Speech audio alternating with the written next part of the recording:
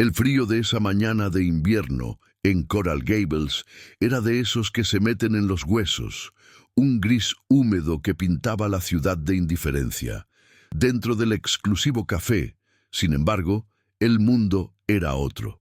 El aire olía a granos recién molidos y a pasteles de almendra, un aroma cálido que envolvía a la clientela adinerada en un murmullo de conversaciones triviales y risas contenidas. Detrás de vitrinas de cristal resplandeciente, pequeñas obras de arte de azúcar y chocolate prometían un placer efímero y costoso. Todo en aquel lugar era un refugio de opulencia, un contraste brutal con la dureza anónima de la acera visible a través del impecable ventanal.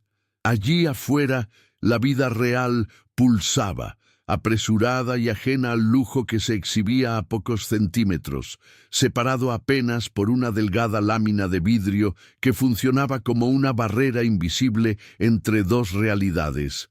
Sentada en una mesa solitaria, Elena Vargas observaba la calle sin verla realmente.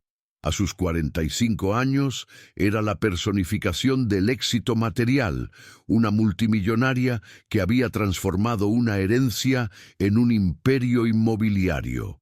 Su traje de diseñador, de un color neutro y corte perfecto, no gritaba riqueza, la susurraba con una autoridad silenciosa.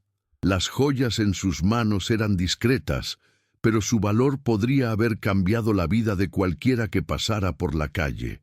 Su rostro, enmarcado por un peinado impecable, era una máscara de control, una calma helada que ocultaba un vacío profundo. Sus ojos, distantes y analíticos, parecían evaluar cada movimiento a su alrededor como una posible transacción. Elena no vivía, operaba. Su mansión era un mausoleo de lujo, y su corazón, una fortaleza construida para no sentir la pérdida que la había marcado en su adolescencia. Fue entonces cuando un pequeño rostro se materializó contra el cristal. Mateo, un niño de no más de 6 años, aplastó su nariz y la palma de su manita contra el vidrio frío. No miraba los pasteles ni el pan recién horneado. Sus ojos grandes y asustados estaban fijos en los de Elena, una conexión directa, pura e inocente, desprovista de cualquier cálculo. Era la necesidad en su forma más cruda. A su lado, una mujer joven, Laura, con el cansancio grabado en cada línea de su rostro, lo jaló suavemente del brazo, la vergüenza tiñendo sus mejillas. Llevaba ropa gastada, insuficiente para protegerla a ella y a su hija pequeña del frío. Por un instante, la mirada de súplica y desesperación de la madre se cruzó con la de Elena, un puente frágil y momentáneo entre dos universos. Ese instante fue suficiente. La imagen de la manita del niño sobre el cristal helado fue como una piedra lanzada contra la fachada de indiferencia que Elena había tardado décadas en construir. Por primera vez en años, una grieta apareció en su armadura. En los ojos de ese niño no vio a un mendigo, sino el eco de su propia soledad, el fantasma de la niña huérfana que una vez fue desamparada y aterrada ante un mundo que de repente se había vuelto hostil. La conexión visual no fue una súplica, fue un espejo. Fue un recordatorio brutal de que la vulnerabilidad es un lenguaje universal, a menudo ignorado por quienes más pueden ayudar. Es increíble cómo un solo segundo puede exponer una injusticia tan profunda y por eso es tan importante compartir estas historias. Al suscribirte, nos ayudas a seguir dándole voz a quienes luchan por ser escuchados. El impulso que movió a Elena fue tan ajeno a su naturaleza que la dejó momentáneamente desorientada en la acera fría. Sosteniendo la bolsa de papel tibia, cuyo aroma a pan recién horneado parecía una ofensa ante la miseria que tenía delante, se agachó. El movimiento fue torpe, desacostumbrado. Sus rodillas, enfundadas en una tela carísima, casi tocaron el concreto sucio. Miró a los niños, Mateo y Camila, y les ofreció la bolsa. No fue un acto de caridad calculado, sino una reacción visceral, un cortocircuito en el sistema operativo de su vida. Laura, la madre, rompió a llorar en un sollozo silencioso y devastador, un sonido que no pedía nada y lo agradecía todo. Elena, por primera vez en décadas, no supo qué decir. Se limitó a permanecer allí, sintiendo el viento helado en su rostro y una extraña calidez que no provenía del pan. «¿Cuál es tu historia?», preguntó Elena, su voz sonando más suave de lo que pretendía. Laura, secándose las lágrimas con el dorso de una mano enrojecida por el frío, dudó un instante. La desconfianza es el idioma de la calle, y ella lo hablaba con fluidez, pero en los ojos de aquella mujer extraña no había lástima, sino una intensidad casi analítica. Así que habló. Le contó sobre su esposo, un buen hombre que trabajaba en la construcción y que había muerto de repente por un aneurisma. Le habló de sus cuñados, quienes, amparados en documentos que ella nunca entendió, la habían echado de la pequeña casa que era su único mundo. No había drama en su voz, solo el relato agotado de una injusticia tras otra, una cascada de mala suerte y crueldad que la había arrastrado hasta esa acera. La historia de Laura no despertó la compasión en Elena, al menos no de la forma tradicional. Lo que sintió fue una furia fría y precisa, la misma que sentía en una sala de juntas cuando un competidor intentaba una jugada desleal. La injusticia era un desequilibrio en el sistema, una variable que debía ser corregida. La traición de los cuñados no era una tragedia familiar para ella, era una violación de contrato, un robo descarado. En ese preciso instante, la empresaria multimillonaria y la mujer herida en su interior se fusionaron. Sacó su teléfono, un objeto que parecía de otro planeta en ese contexto, y marcó un número de memoria. «Miguel», dijo sin preámbulos, «cancela mi agenda. Necesito que encuentres a una mujer llamada Laura. Vamos a revertir una estafa familiar. Usa todos los recursos que sean necesarios. No aceptaré un no por respuesta». El primer paso de Elena no fue emocional, sino logístico. Con la misma eficiencia con la que cerraba un trato millonario, instaló a Laura y a sus hijos en un hotel de estancias prolongadas, un lugar anónimo pero limpio, cálido y seguro. Ver a Mateo y Camila correr descalzos sobre la alfombra, fascinados por el simple milagro de un televisor y una cama blanda, fue una imagen que se grabó en su mente. Laura les preparó un baño caliente, y el vapor que salía de la puerta traía consigo el aroma del jabón barato y la promesa de un nuevo comienzo. Elena observó la escena desde el umbral, sintiéndose como una intrusa en una felicidad que ella misma había financiado, pero que no sabía cómo compartir. Era una arquitecta de soluciones, no de afectos, y sin embargo, algo en esa habitación de hotel se sentía más real que su mansión silenciosa. La maquinaria legal de Elena se puso en marcha con una velocidad y una fuerza aterradoras. La primera carta de sus abogados llegó al domicilio de los cuñados de Laura como una bomba silenciosa. La respuesta no se hizo esperar. Lejos de acobardarse, los hermanos contrataron a un abogado local, un hombre astuto y sin escrúpulos, conocido por enredar los procesos judiciales hasta el agotamiento de la parte contraria. Su estrategia fue clara desde el principio. No solo defenderían su posesión de la propiedad, sino que atacarían la credibilidad de Laura. La acusaron de ser una madre negligente, de tener problemas de adicción y de haber abandonado a su esposo mucho antes de su muerte. Cada mentira era un golpe calculado para desmoralizarla y para pintar a Elena como una millonaria ingenua siendo manipulada por una estafadora profesional. Esa acusación golpeó a Elena donde más le dolía, en su infalible juicio. La duda, esa vieja compañera de su soledad, comenzó a susurrarle al oído. ¿Y si tenían razón? ¿Y si la desesperación en los ojos de Laura era solo una actuación magistral? Pasó una noche en vela en su oficina, revisando los informes preliminares de sus investigadores, buscando cualquier inconsistencia, cualquier bandera roja que hubiera pasado por alto. La antigua Elena, la que veía cada interacción humana como una posible amenaza, luchaba por recuperar el control. Se recordó a sí misma que la vulnerabilidad era una debilidad, una puerta abierta al dolor y la traición. El impulso de cortar todo lazo, de transferir una suma de dinero a una cuenta y desaparecer de sus vidas, fue abrumador. Esa duda es un veneno que aísla, una batalla que muchos libran en silencio. Por eso es vital seguir compartiendo estos relatos, porque cada suscripción es un voto de confianza en la empatía.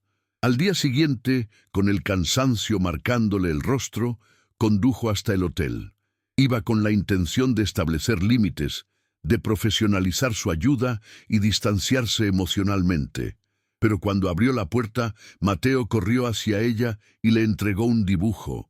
Era una figura de palitos con el pelo negro y un traje gris, sosteniendo la mano de otras 3 figuras más pequeñas. Debajo, escrito con la caligrafía torpe de un niño de 6 años, ponía «Nuestra amiga». Elena se quedó mirando el papel, sintiendo cómo toda la armadura que había reconstruido durante la noche se desmoronaba en un instante. No había cálculo en ese gesto, no había una agenda oculta, era simple y puro agradecimiento. Por primera vez, alguien le ofrecía algo que su dinero no podía comprar, un lugar en su mundo, un título que no era jefa o señora Vargas, sino amiga. La batalla legal se convirtió en una guerra de desgaste. Los abogados de los cuñados inundaron el caso con mociones inútiles, retrasando las audiencias y aumentando los costos. Empezaron a filtrar historias falsas a la prensa local, describiendo a Elena como una depredadora corporativa que intentaba robarle la herencia a una humilde familia trabajadora. Sus propios círculos sociales no tardaron en hacerse eco de las críticas. En cenas y eventos, sentía las miradas de reojo y escuchaba los murmullos. ¿Por qué se involucra con esa gente?, decían. Debe haber algo más en esa historia. El aislamiento que siempre la había definido se volvió más profundo, pero ahora tenía una nueva cualidad. Ya no era una elección para protegerse, sino una consecuencia de defender a alguien más. Y extrañamente, se sentía menos sola que nunca. Laura sufría cada calumnia como una herida física. Ver su nombre y el de su difunto esposo arrastrados por el lodo la estaba destrozando. Una noche, llamó a Elena, su voz rota por el llanto. «No puedo más», le dijo. «Están destruyendo la memoria de mi marido. Quizás es mejor que me rinda. No valgo todo este problema. Soy una carga para ti». Quería huir, desaparecer, llevarse a sus hijos a otro estado y empezar de cero, incluso si eso significaba renunciar a la única justicia que le quedaba. La esperanza que había florecido en ella comenzaba a marchitarse bajo el peso de la humillación pública y la crueldad sistemática de la familia que debería haberla protegido. Se sentía atrapada, sin fuerzas para seguir luchando por un hogar que cada día se sentía más lejano e inalcanzable. La respuesta de Elena fue inmediata y feroz. «No eres una carga», le dijo con una firmeza que sorprendió a ambas. «Eres una responsabilidad que elegí. Y yo nunca abandono mis inversiones. Esta pelea ya no es solo por tu casa, Laura. Es por tu nombre. Es por la dignidad que intentan robarte. No voy a permitir que ganen». En ese momento, Elena se dio cuenta de que la victoria ya no era una cuestión de principios empresariales, sino algo profundamente personal. La difamación contra Laura se sentía como un ataque directo a su propio juicio, a su capacidad para ver la verdad en las personas.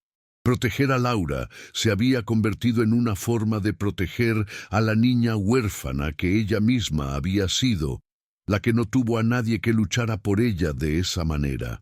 Los fines de semana, para escapar de la presión, Elena comenzó a llevar a Laura y a los niños a lugares sencillos: un parque, la playa, una heladería. Al principio se sentía extraña, como si estuviera interpretando un papel para el que no había ensayado.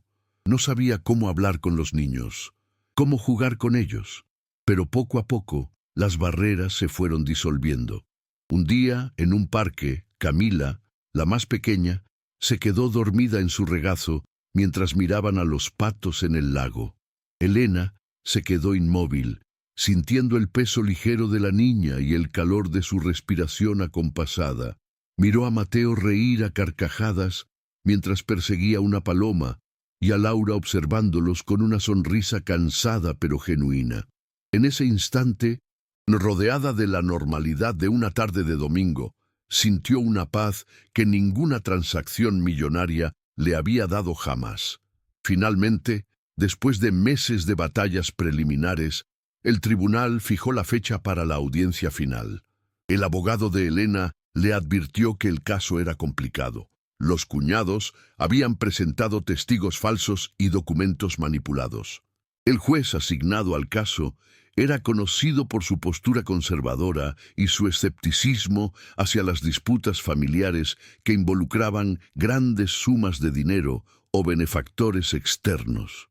Las probabilidades, le explicó, no estaban a su favor.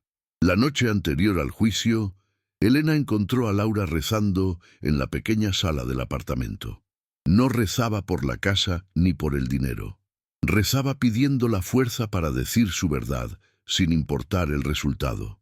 Elena se sentó a su lado en silencio y por primera vez, en lugar de planificar una estrategia, simplemente compartió la incertidumbre, unidas por la frágil esperanza de que la justicia prevaleciera. La sala del tribunal era un espacio frío y solemne, un escenario diseñado para despojar a las emociones de su poder. El abogado de los cuñados, un hombre de sonrisa fácil y mirada calculadora, caminaba frente al estrado con una confianza insultante. Su discurso final fue una obra maestra de la crueldad, tejiendo una red de mentiras con la habilidad de un artesano. Pintó a Laura como una mujer inestable, una madre negligente que se aprovechaba de la generosidad de una millonaria ingenua.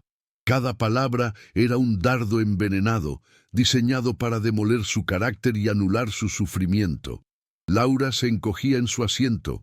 Cada calumnia la hacía más pequeña, como si el peso de la falsedad la estuviera aplastando físicamente. Elena observaba, su rostro una máscara de calma, pero por dentro sentía una furia helada, la rabia pura que nace al ver la verdad ser pisoteada deliberadamente por la codicia. Cuando el juez le ofreció a Laura la oportunidad de hablar, todos esperaban un torrente de lágrimas o una defensa legal torpe.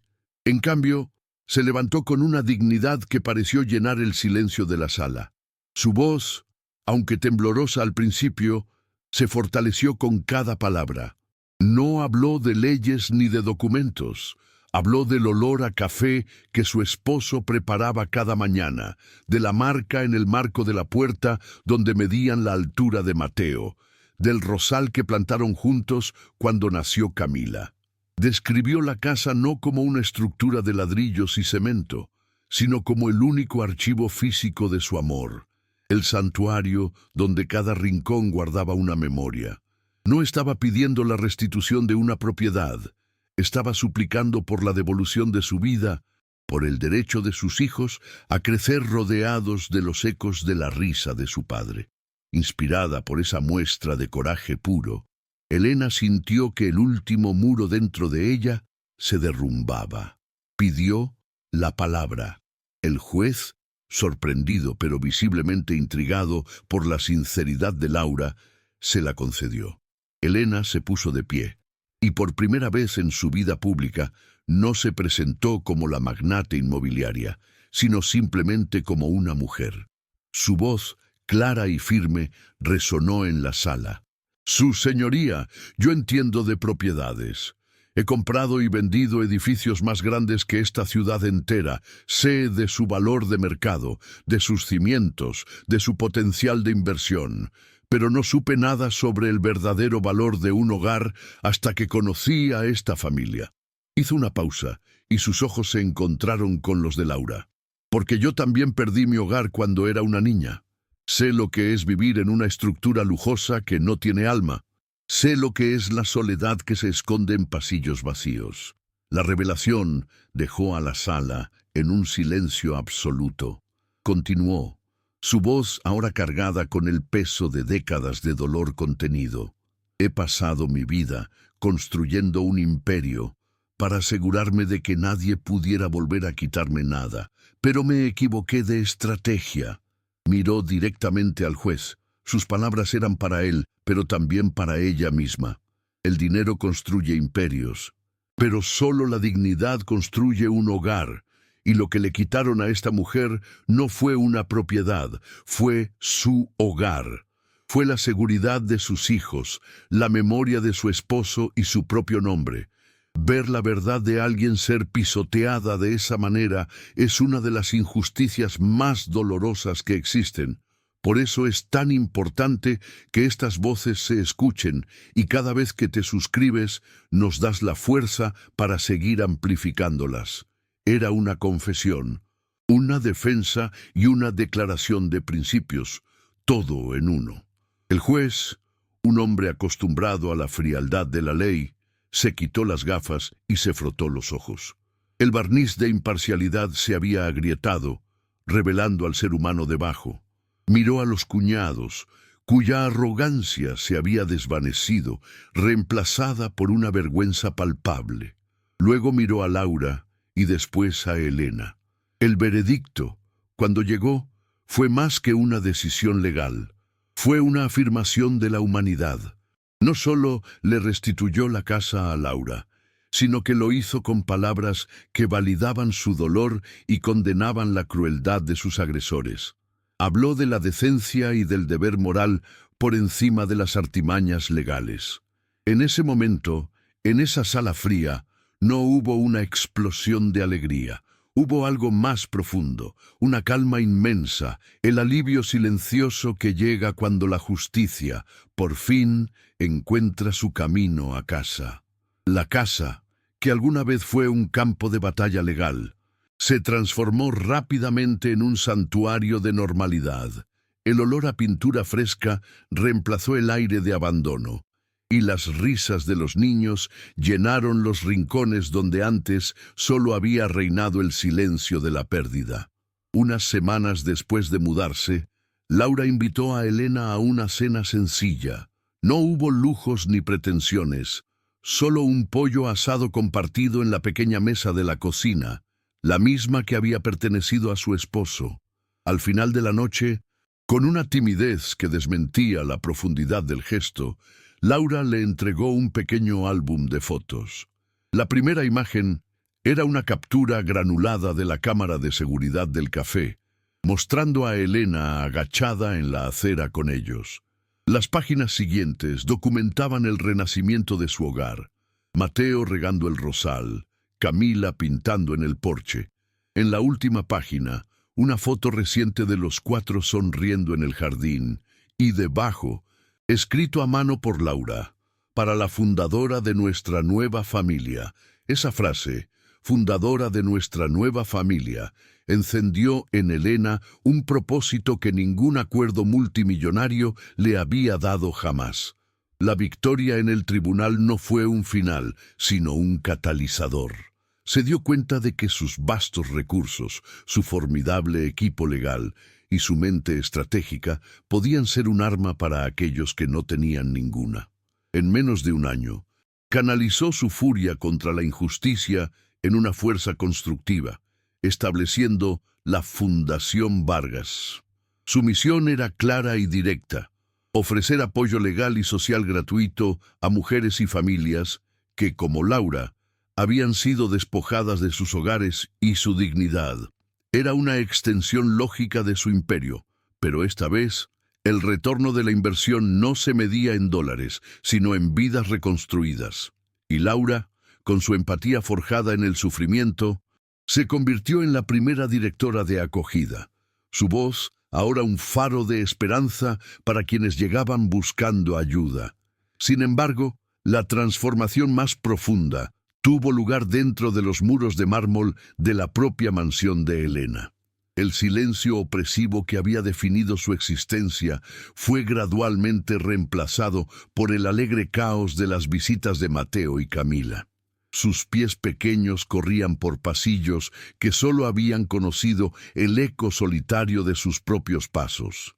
Elena, la magnate que negociaba con titanes de la industria, se encontraba ahora sentada en el suelo, construyendo torres de bloques y escuchando las historias de Camila sobre las ardillas en el jardín.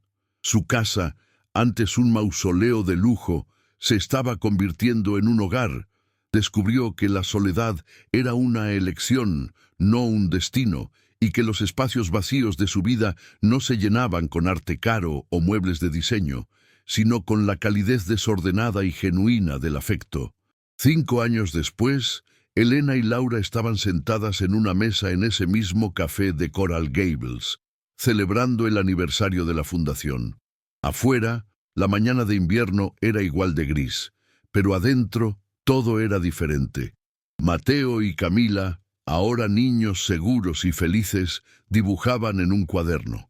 Elena miró a través del gran ventanal y vio a una joven madre en la acera, su rostro una máscara de preocupación, mientras apretaba la mano de su hijo. La antigua Elena habría visto una molestia, un recordatorio de la dureza del mundo. La nueva Elena vio una historia esperando su punto de inflexión. Sonrió suavemente a Laura, un gesto de complicidad y propósito compartido. Saber que un solo acto de conexión puede reescribir un futuro es la lección más poderosa. Y es por eso que debemos seguir contando estas historias. Tu suscripción nos permite asegurar que más voces como la de Laura encuentren la fuerza para hablar, y que más corazones como el de Elena encuentren una razón para escuchar.